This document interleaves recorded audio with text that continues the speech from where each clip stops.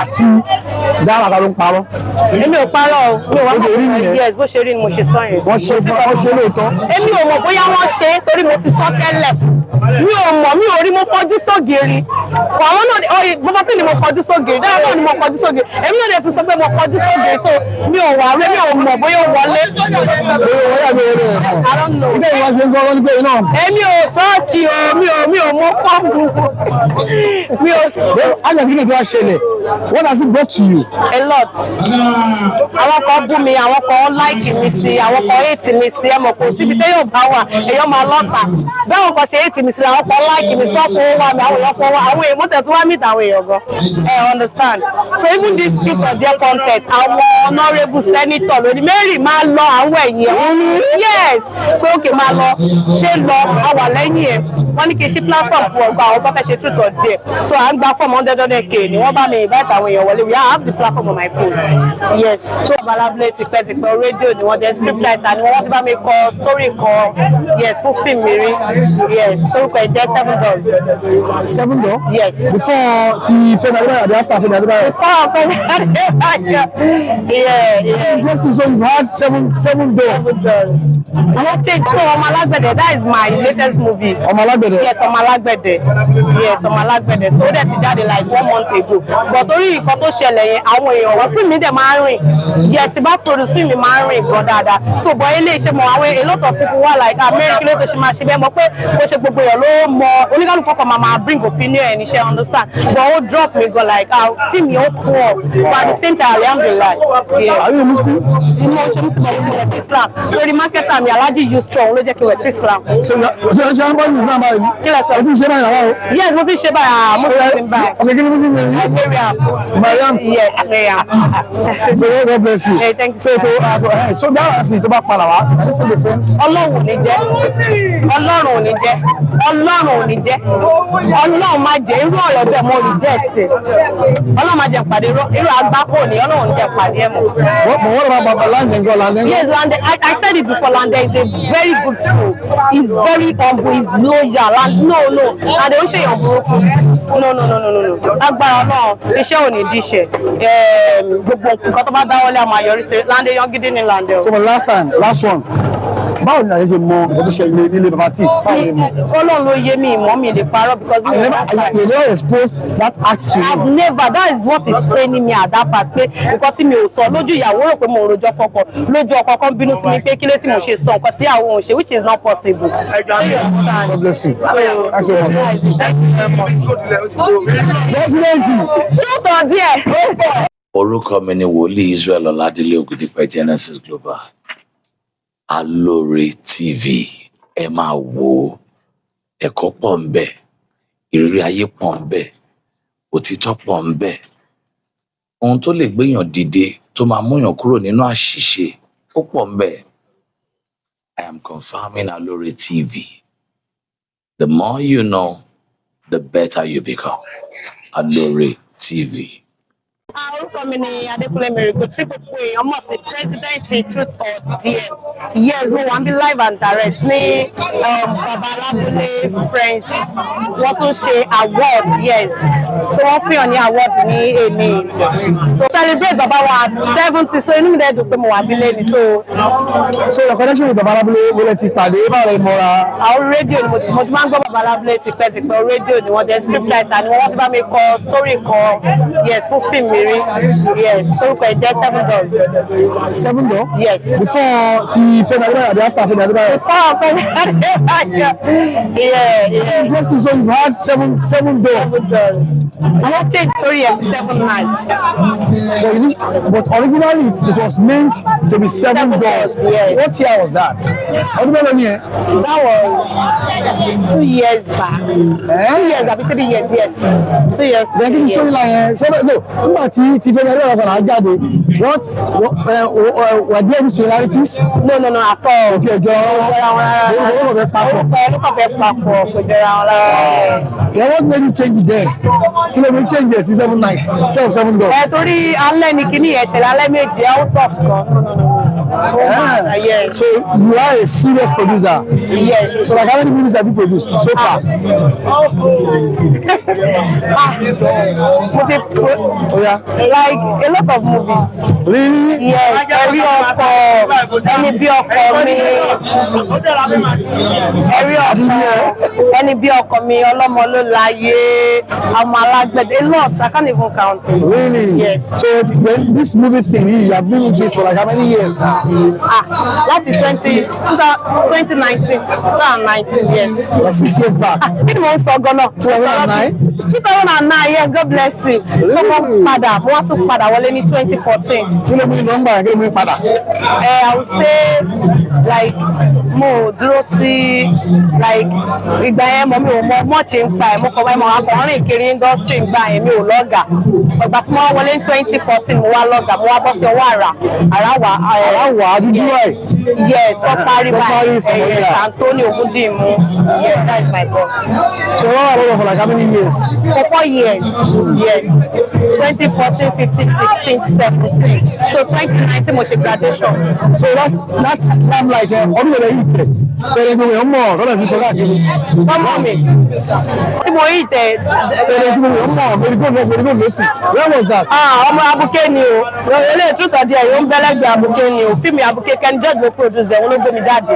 Yes. Where was that? That was 2 years back. Yes. You are tall, beautiful, Thank you. sexy. Aww. This beauty, what has he done to you?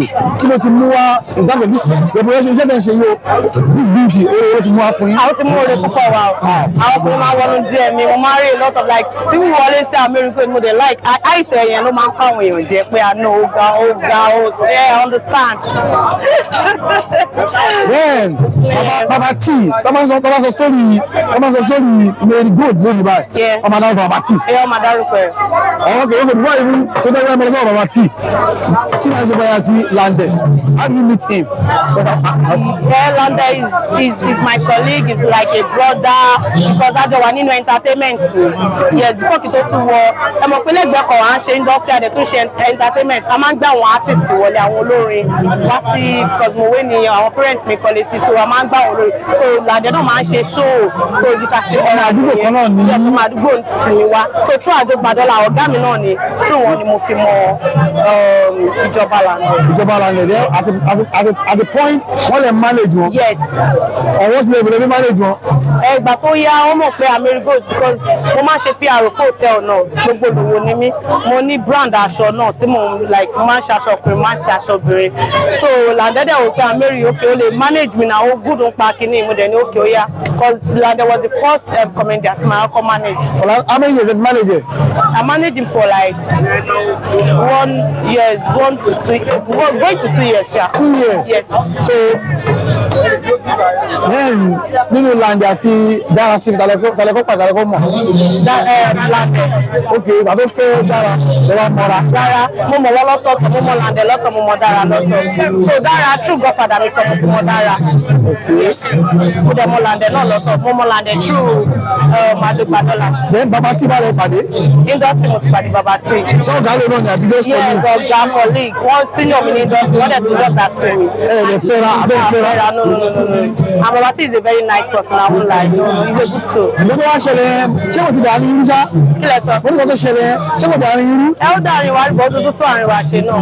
Ẹ ti ń sọ̀rọ̀ padà. Ẹ ti sọ̀rọ̀ bàdì because not gbàtí kí lè ṣẹlẹ̀ àìtí ríra. Àgbà tí kí ni tí wàá ṣẹlẹ̀?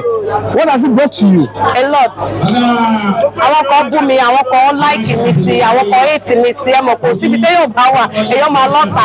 Báwọn kan ṣe hate mi sí, àwọn kan like mi sí, wọ́n fowó wá mi, àwọn èèyàn fowó àwọn èèyàn mọ́tẹ̀ tó wá meet àwọn èèyàn gan. Understand? So even this truth of their content, àwọn honourable senator lóní Mary máa lọ àwọn ẹ̀yìn ẹ̀.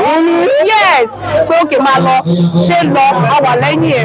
Wọ́n ní kí n ṣí platform fún ọgbà àwọn bọ́kẹ́ ṣe truth of there. So à ń gba fọ́ọ̀mù 100k ni wọ́n bá mi invite àwọn èèyàn wọlé. I have the platform on my phone. Yes. So for you to have come out lẹ́yìn pé èmi ni president àwọn truth of there. that task that báwo lè gbé ẹni.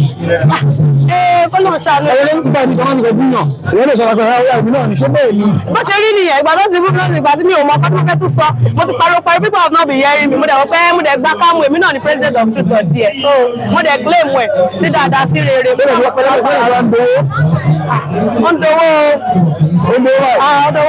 ìgbà tí lè ṣẹlẹ̀ oríṣiríṣi àgbẹ̀rẹ̀ social media yes lórí TikTok lórí Facebook ṣáàlè bí nígbà tá a gbọ́ ẹ̀ ṣá àbí mí. Because ó pọ̀ máa ń dùn mí fáwọn èèyàn ní pé because ọ̀rọ̀ yìí a ti sọ but àwọn èèyàn ò gbọ́ pàtì tèmi ní mo bí àwọn sọ̀rọ̀ àwọn èèyàn ò gbọ́ bí mo sọ̀rọ̀ oníkálukú sọ̀rọ̀ so tó bá pé fún ọlọ́gbọ́n èèyàn á gbọ́ interview tí mo ṣe á gbọ́ interview tí bàbá ti ṣe á gbọ́ interview tí dára ṣe ẹ̀mọ́ wá lẹ́pọ̀ sọ ẹni tó bá wá ní ọpọlọ àwa kò kọ́ àwọn pé àánú báyìí ló dẹ̀ ṣe rí báyìí ẹ̀mọ́ kó ló ń parọ́ nínú ìbò àti dára ló ń parọ́. èmi ò parọ́ o mi ò wá mọ̀ yes bó ṣe rí ni mo ṣe sọ yẹn. wọ́n ṣe lóòótọ́. èmi ò mọ̀ bóyá wọ́n ṣe torí mo ti sọ tẹ́lẹ̀ mi ò mọ̀ mi ò rí mo kọjú sógiri àwọn náà oye bàbá tí ni mo kọjú sógiri dára náà ni mo kọjú sógiri èmi náà dẹ̀ ti sọ pé mo kọjú sógiri so mi ò wà rí mi ò mọ̀ bóyá ó wọlé. ilé ìwọ̀n ṣe ń gbọ́ wọ́n gbé iná. èmi ò sọ́ọ̀kì o mi ò mọ̀ pọ́ǹpù mi ò yes my new project ọmọ alágbẹ̀dẹ so ọmọ alágbẹ̀dẹ that is my latest movie. ọmọ alágbẹ̀dẹ. yes ọmọ alágbẹ̀dẹ yes ọmọ alágbẹ̀dẹ so ó dẹ̀ ti jáde like 1 month ago but torí nǹkan tó ṣẹlẹ̀ yẹn àwọn èèyàn wọ́n fíìmù mi dẹ̀ máa ń rìn yes bá produce fíìmù mi máa ń rìn gan dáadáa so bọ̀ ilé iṣẹ́ mọ̀ àwọn a lot of people wà like America ló tó ṣe máa ṣe bẹ́ẹ̀ mọ̀ pé kò ṣe gbogbo èèyàn ló mọ oníkálùkù ọkọ̀ máa bring opinion ẹ̀ níṣẹ́ understand but ó drop me gan like fíìmù yẹn ó poor but at the same time alhamdulillah. are you Muslim? mo ṣe Muslim mo ti wẹ̀ sí Islam lórí marketer mi Alhaji use strong ló jẹ́ kí wẹ̀ sí Islam. ṣe ń bọ́ sí Islam báyìí. kí lẹ sọ o ti ṣe báyìí àwọn o. yes mo ti ṣe báyìí mo ti ṣe báyìí. ọmọ ìgbìmọ̀ sí mi. Mariam. yes Mariam. God bless you. Hey, thank you. So dára sí tó bá padà wá I just the friends. Ọlọ́run ò ní jẹ́ Ọlọ́run ò ní jẹ́ Ọlọ́run ò ní jẹ́ Ọlọ́run máa jẹ́ irú ọ̀rẹ́ bẹ́ẹ̀ mo reject Ọlọ́run máa jẹ́ pàdé irú agbáko ni Ọlọ́run jẹ́ pàdé ẹ̀ mọ́. What about Lande? Lande? Yes, Lande. I said it before. Lande is a very good soul. He's very humble. He's loyal. No. And they don't say you're broken. No. Agbára náà iṣẹ́ ò ní díṣẹ́. Gbogbo nǹkan tó bá dáwọ́lé àmọ́ àyọrí sí Lande yan gidi ní Lande. So for last one. Báwo ni àyè ṣe mọ ọdún ṣe ilé bàbá tí? Báwo ni mọ? Ọlọ́run ló yé mi ìmọ̀ mi lè parọ́ because mi ò bá you never expose that act to you. I've never. That is what is paining me at that part. Pé nǹkan tí mi ò sọ lójú ìyàwó rò pé mo rojọ́ fọ́kọ lójú ọkọ kan bínú sí mi pé kí ló tí mo ṣe sọ nǹkan tí àwọn òun ṣe which is not possible. God bless you. Thank you very much. President. Yóò tọ̀ díẹ̀. TV. Nílé ní lóko ni ẹ máa wò ó. Ètò tó kọ́ni lọ́gbọ́n. Ètò tó kọ́ni lóye. Ní gbogbo àgbáyé. Ẹ máa wò ó. Ẹ máa wò ó. Alóore.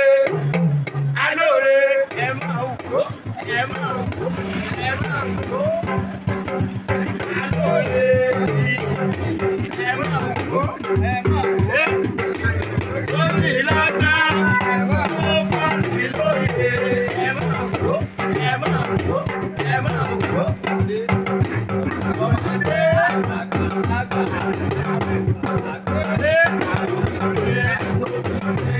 Ẹ máa wò ó.